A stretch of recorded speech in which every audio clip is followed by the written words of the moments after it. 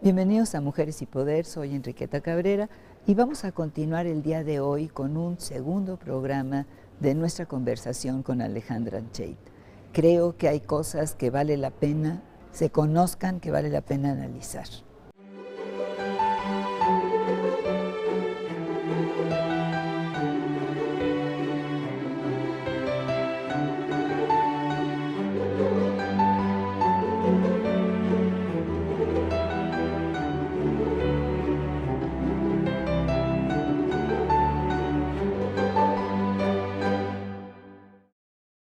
Bueno, Alejandra Anchaita, pues continuamos nuestra conversación porque creo que hay cosas que son muy importantes de las que tú estás haciendo, realizando y que atañen a comunidades de gente que lo necesita, ¿no? Entonces, ¿hay alguna en especial que quisieras abordar?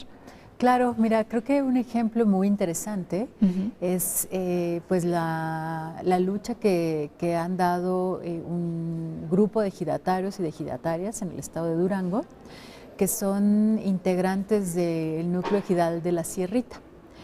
Ellos y ellas, desde hace ya más de 10 años, han enfrentado a una empresa de capital extranjero, de capital canadiense, que se llama Excellent Resources Inc., y que llegó a su tierra a solicitarles la renta la primera vez de 4 hectáreas de su tierra de uso común.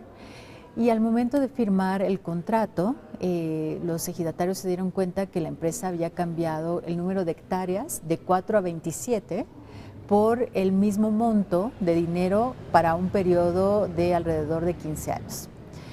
Cuando los ejidatarios se dan cuenta de eso, tenían pues... Pero así lo hicieron nada más, sin avisar, sin preguntar, sin consultar, sin que ellos estuvieran de acuerdo en rentar esa extensión enorme de tierra. Exactamente. Lo que habían acordado en un principio era pues la renta de 4 hectáreas y al momento ya de protocolarizar el contrato de ocupación temporal, pues habían cambiado de 4 a 27.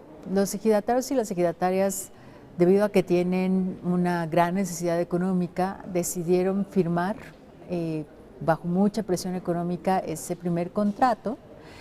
Y ya en esa situación de mucha desigualdad, 3 años después de que habían firmado ese primer contrato, la empresa regresa a solicitarles no la renta, sino la venta de 1,100 hectáreas de su tierra de uso común.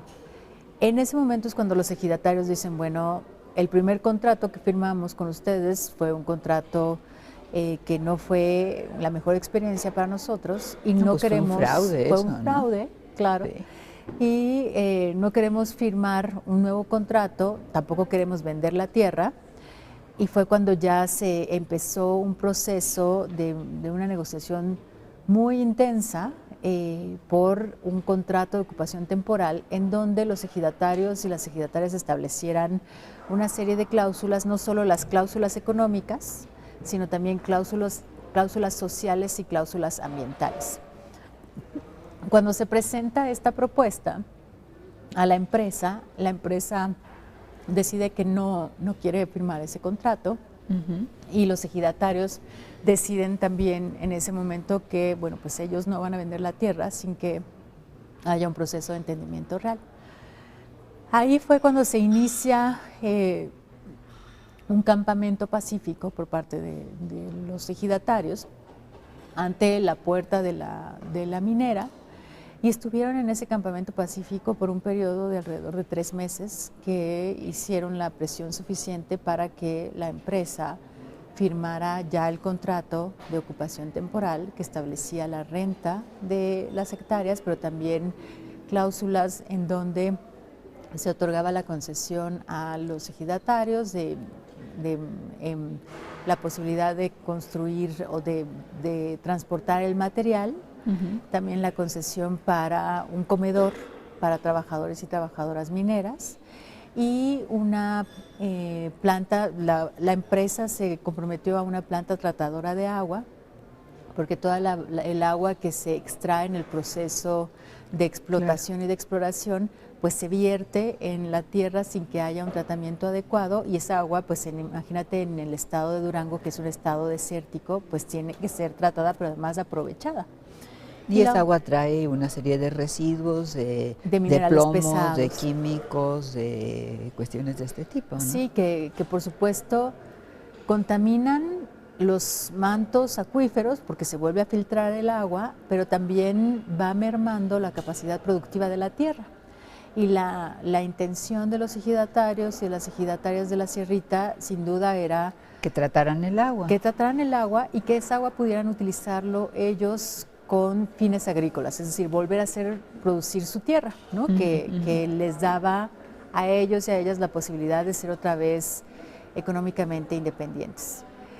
Después de estos 3 meses de campamento pacífico y de negociación, los ejidatarios logran este contrato de ocupación temporal, se firma con la empresa, y 1 año después de que se firma con la empresa, los ejidatarios demandan de nueva cuenta a la empresa porque no han cumplido con las cláusulas ambientales, que eran las más importantes para la comunidad, y además violaron una cláusula que establecía que no podían hacer trabajos de exploración o de explotación fuera de esta superficie que habían contratado. Los ejidatarios piden una reunión de nueva cuenta con la empresa se niega. Vuelven a los ejidatarios a hacer otro campamento pacífico, pero ahí ya la empresa decide utilizar, vía la presión de la Policía Federal, sacar a los ejidatarios y a las ejidatarias que tenían este campamento pacífico por la fuerza, y quemar inclusive las casitas que tenían de campaña. Quemarlas. Las quemaron. Entonces, ante ese acto pues, barbárico de la propia empresa, los ejidatarios demandaron ya la nulidad del contrato.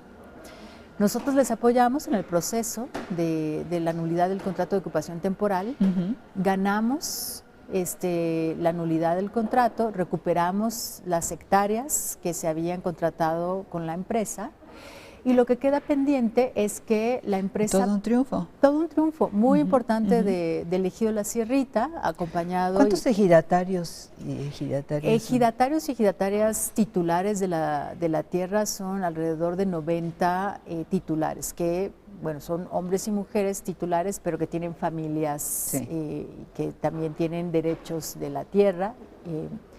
Y en ese sentido, lo que todavía estamos exigiendo es el pago de la renta que no ha pagado la empresa durante los años del procedimiento jurídico, y hasta la fecha que estamos esperando la implementación de la sentencia, pues la empresa tiene todavía en posesión la tierra, lo cual implica que todavía tendría que estar pagando renta. Claro. Eso no lo han pagado, y el ejido La Sierrita está exigiendo el pago de la renta en ese sentido. ¿Y siguen trabajando ahí entonces? ¿La empresa sigue trabajando ahí? Sí, la empresa sigue trabajando, ya los ejidatarios... ¿Ya no quieren rentar? Ya no quieren entonces rentar. Se tienen que ir. Sí, por lo menos se tienen que ir de la tierra de uso común que la empresa quería ocupar y explotar por parte del ejido La Sierrita. Hay otras tierras que no son del ejido La Sierrita, que son propiedad de la empresa y que, bueno, la pueden utilizar, pero sin duda es un caso muy importante en términos de lo que significa la organización comunitaria para la exigencia y la defensa de sus propios derechos, ¿no? Entonces, pero también ejemplifica muy claramente la tendencia de las empresas transnacionales de hacer un uso muy dañino de la tierra y del territorio, no tener el cuidado adecuado en términos medioambientales, y a pesar de que firman contratos bajo la ley mexicana, no significa que los van a cumplir. Y entonces es una Una lección muy importante en términos de lo que se necesita seguir trabajando para la construcción de mecanismos adecuados para rendición de cuentas empresariales en el país. Claro. Uno pensaría que cuando ya una empresa decide firmar un contrato con los dueños de la tierra, se obligan a respetarlo. La realidad... ¿Qué es lo que está haciendo una empresa canadiense cuando no cumple con un contrato? En su país tendría que cumplir rigurosísimamente con el contrato, ¿no? Sí. Entonces es esta cosa de que piensan que como la gente es limitada, digamos, en recursos, etcétera, entonces ellos pueden hacer lo que quieran, ¿no? Porque al fin y al cabo les están pagando mal, pagando tarde, etcétera, cosa que nunca harían en su país, ¿no? Exactamente. Entonces yo creo que es pues que es algo en lo que efectivamente va a haber que apretar mucho también por parte de las autoridades, ¿no? Claro. En los próximos tiempos, para que las empresas que vengan a México tengan que cumplir rigurosamente, claro, con lo que firman, con lo que acuerdan y con las leyes mexicanas, ¿no? Claro. Claro, creo que la actual administración tiene una oportunidad que la administración pasada dejó pasar, que fue la construcción del Plan Nacional de Empresas y Derechos Humanos, que es este compromiso que asumió el gobierno mexicano a partir del proceso que se da en el seno de Naciones Unidas, en donde se desarrollan los principios rectores para empresas y derechos humanos de Naciones Unidas. La administración pasada, específicamente la Secretaría de Gobernación, estuvo impulsando este proceso junto con el sector de la iniciativa privada y organizaciones de derechos humanos, en donde Prodesca estuvo participando, y no se logró la consolidación del Plan Nacional de Empresas y Derechos Humanos. La actual administración puede recuperar ese proceso, y en ese proceso se pueden desarrollar estos mecanismos, más claros y más eficientes de rendición de cuentas para las empresas en caso de que incumplan con las leyes mexicanas y que haya violaciones a los derechos humanos. Así es. Oye, mencionabas otro caso, ¿no? Un caso en Sinaloa. Sí.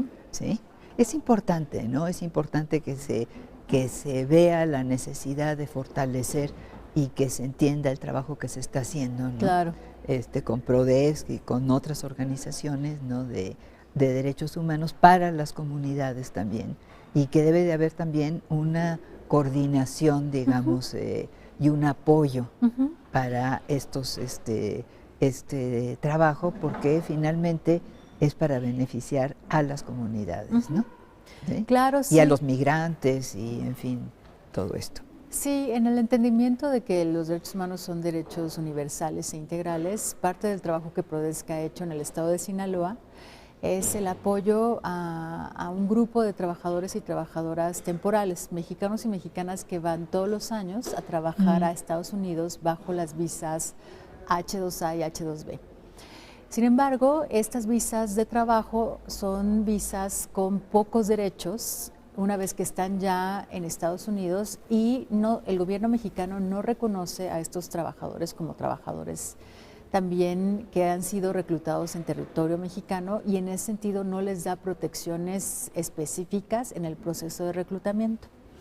Lo que estos trabajadores y trabajadoras... O sea, tienen el proceso de reclutamiento, entonces lo hacen por ellos mismos. Lo hacen... O sea, sin intervención de ninguna autoridad. Sin intervención de ninguna autoridad, y entonces se presta a que reclutadores particulares lleguen a las comunidades que están muy necesitadas de trabajo y ofrezcan trabajo en Estados Unidos, pero que piden a cambio cantidades importantes de dinero solo para asegurar supuestamente el lugar en el trabajo en Estados Unidos. Y la gente que tiene mucha necesidad pide préstamos y pagan de entre 500 hasta $1,000 por trabajador al reclutador, solo por el derecho de tener un espacio en el trabajo en Estados Unidos. Y lo que pasa... Y después en Estados Unidos no tienen derechos tampoco, de vivienda, de salud, de todas estas cosas. No, y lo que pasa también en este proceso de reclutamiento por particulares es que estos reclutadores en muchas ocasiones defraudan, es decir, hacen un ofrecimiento de trabajo, pero es un ofrecimiento de trabajo falso. Entonces, quitan el dinero a los trabajadores y cuando es momento de irse a trabajar no les dan la visa y no les aseguran el lugar en Estados Unidos. Entonces, hay una serie de fraudes consuetudinarios que se dieron por más de 15 años en el estado de Sinaloa. Este grupo de trabajadores y trabajadoras se acercan a Prodesc por asesoría e iniciamos un proceso de defensa en contra de los reclutadores, en donde logramos señalar ya por fraude a 2 reclutadores que históricamente habían quitado el dinero a estos trabajadores y están ya giradas órdenes de aprehensión contra esos reclutadores. Y lo importante es que los trabajadores y las trabajadoras se organizaron en una coalición de trabajadores y trabajadoras temporales que han tenido un proceso de negociación muy interesante con la Secretaría del Trabajo y Previsión Social acá en México, pero que también ya de manera colectiva tienen el poder de negociar mejores condiciones de trabajo con los empleadores una vez que están ya en Estados Unidos. Entonces ha sido un proceso de alrededor de 7 años de acompañamiento, pero que los resultados han sido muy importantes en términos de mostrar que se puede acabar con la impunidad porque se logró los procesos en contra de los reclutadores que habían defraudado históricamente a estos trabajadores. Ya hay un juicio y una orden de aprehensión.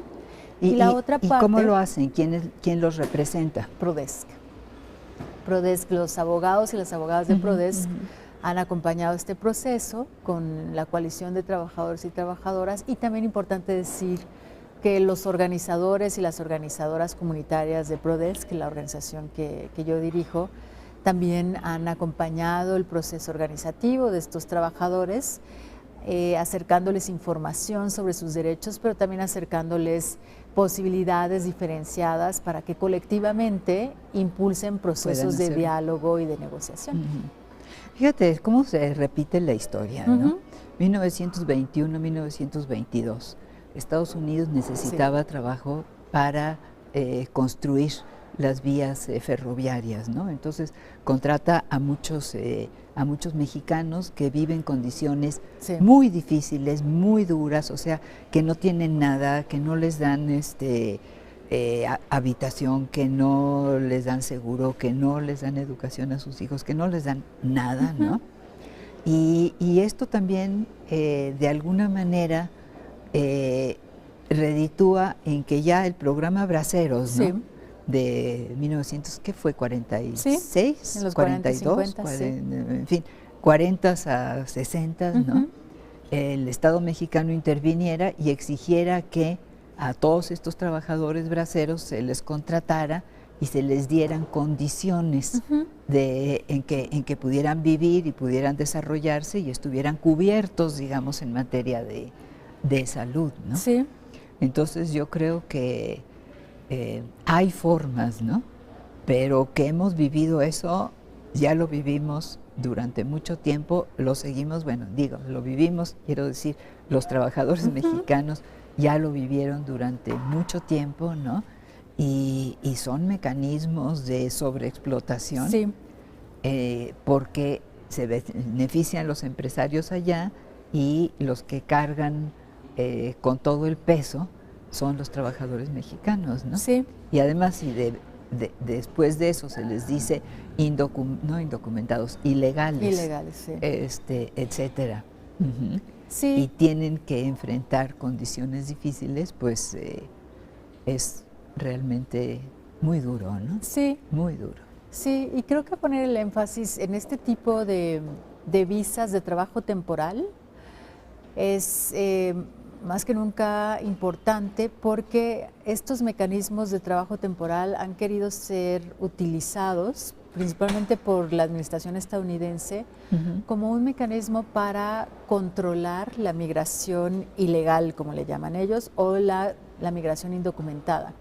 Sin embargo, estas visas de trabajo temporal lo que provocan es una precarización muy profunda de las condiciones laborales de estos trabajadores, sin prácticamente ningún derecho, ni cuando están en Estados Unidos, ni cuando regresan a territorio mexicano. Entonces se construye una especie de limbo jurídico en donde estos trabajadores se convierten solo en mano de obra barata y desechable. Entonces, que produce ganancias que se puede desechar, y esto también pone fin a otra cuestión y le da otro sentido a la migración. O sea, va menguando la migración circular, que es vas, trabajas y regresas, ¿no?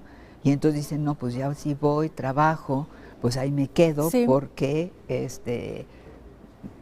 no hay otra forma de hacerlo, y además cada vez es más difícil regresar, ¿no?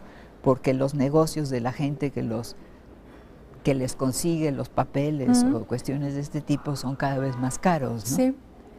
Entonces se acaba con este intercambio, digamos, que podría ser un intercambio fructífero para Estados Unidos y para México, para los trabajadores mexicanos y para los empresarios americanos, que no funciona. Claro, claro, y desde ahí es donde se ha propuesto por parte de varias organizaciones de derechos humanos, inclusive por parte de PRODESC, esta lógica de programas bilaterales de trabajo temporal, ¿no? Ya hay un ejemplo, que es un ejemplo con sus retos, pero que se ha demostrado como uno de los ejemplos exitosos, que es el programa PETAT entre México y Canadá.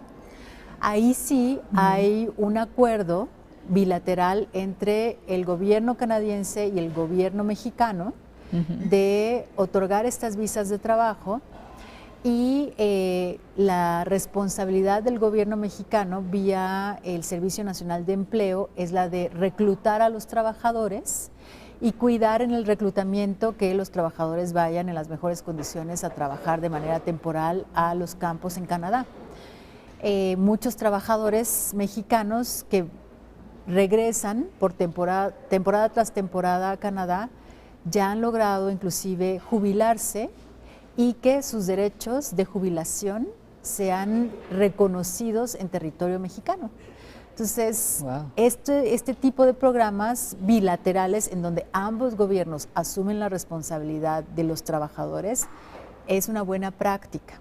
Pero estoy hablando México y Canadá. Con Estados Unidos, la lógica es una lógica evidentemente de ir en un proceso de regresión a los derechos, no necesariamente en un proceso progresivo de ir aumentando los derechos y de ir asumiendo también mayores responsabilidades entre ambos gobiernos. Entonces creo que ahí hay dos ejemplos muy claros de lo que se puede hacer y de lo que está pasando, pero que la administración actual podría identificar algunas alternativas para atender este problema gravísimo. Pues sí, porque en el caso de Canadá ganan todos, ¿no? Allá y acá, ¿sí? Y en el caso de Estados Unidos solo ganan los empresarios. Solamente gana un lado y el otro no gana, ¿no? Exactamente. Porque los trabajadores mexicanos en particular tienen la fama de ser muy trabajadores, ¿sí? Porque, claro, quien está trabajando allá, pues lo que quiere es hacer el mejor trabajo posible para tener la mejor situación posible también, que luego se vuelve imposible. Es un círculo vicioso. Sí, estamos en un terrible círculo vicioso. Pues muy interesante, ¿no? Muy interesante y duro para PRODESC también, en el sentido de que no siempre se avanza con todo lo que se debería de avanzar. Sí, sin duda los retos en este tipo de trabajo para la organización siguen siendo pues la lentitud en los procesos judiciales, ¿no? Eso, por supuesto, siempre es uno de los retos más complejos de enfrentar, porque también los trabajadores y las trabajadoras quisieran tener una resolución pronta y expedita, como lo marca la propia ley, ¿no? Pero bueno, pues la otra parte que ayuda a lidiar con este tipo de retos es la capacidad organizativa que nosotras vamos impulsando desde PRODESC con los propios trabajadores y las propias trabajadoras, y que ayudan a manejar colectivamente la tensión y los retos que implican la exigibilidad de sus derechos. Pues sí.